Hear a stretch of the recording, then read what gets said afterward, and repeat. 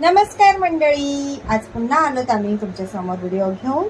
आज आपण chicken leg piece घेणार आहोत पूर्ण आणि तो डीप फ्राय करणार आहोत। त्याच्यासाठी लागणारं साहित्य आहे हळद मी घेतलेली आहे, मीठ चवीनुसार, मसाले, आलं, लसूण, कांदा आणि कोथिंबीर आणि त्याच्यामध्ये अजून ऍड करणार आपण विनेगर, सोया सॉस आणि अंडी फ्रायसाठी आपल्याला लागणार आहे।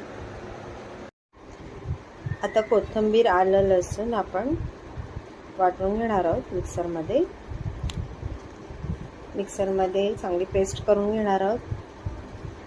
तोपर्यंत आपण चिकन लेग पीसला विनेगर लावून घेणार आहोत, सोया सॉस थोडासा आणि 10 मिनिटं आपण ठेवणार आहोत।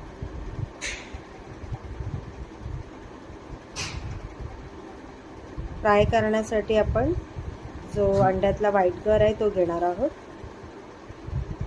त्यामुळे मी त्याची आधीच तयारी करते। चांगलं ते फेटून घ्यायचं।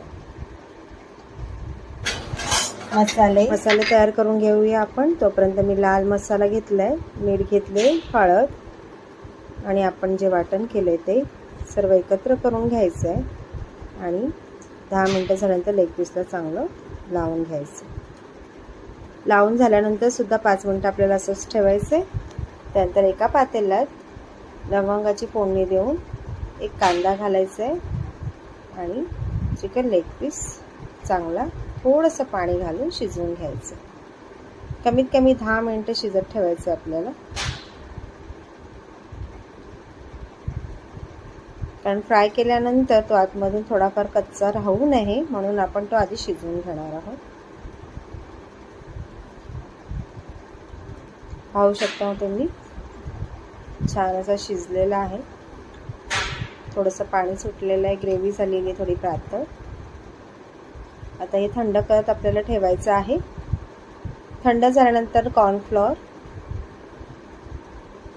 आणि व्हाईट एग लावून आपल्याला डीप फ्राय करायचं। लेग पीस फार मोठा असल्यामुळे आपल्याला व्यवस्थित हाताने लावून घ्यायचं आणि व्हाईट एग लावून पुन्हा कॉर्नफ्लोअर वरून लावून आपल्याला डीप फ्राय करायचं। आतून छान क्रिस्पी आणि ज्युसी होण्यासाठी चिकन लेग पीस आपण चांगलं शिजवून घेतलेलं आहे। आता आपण फ्राय करायला घातलं आहे, छान क्रिस्पी झालेलं आहे, पाहू शकता तुम्ही। आणि मस्त सर्व करा आणि खा, तुम्हाला खूप आवडेल। भेटूया मग नेक्स्ट व्हिडिओ। बाय।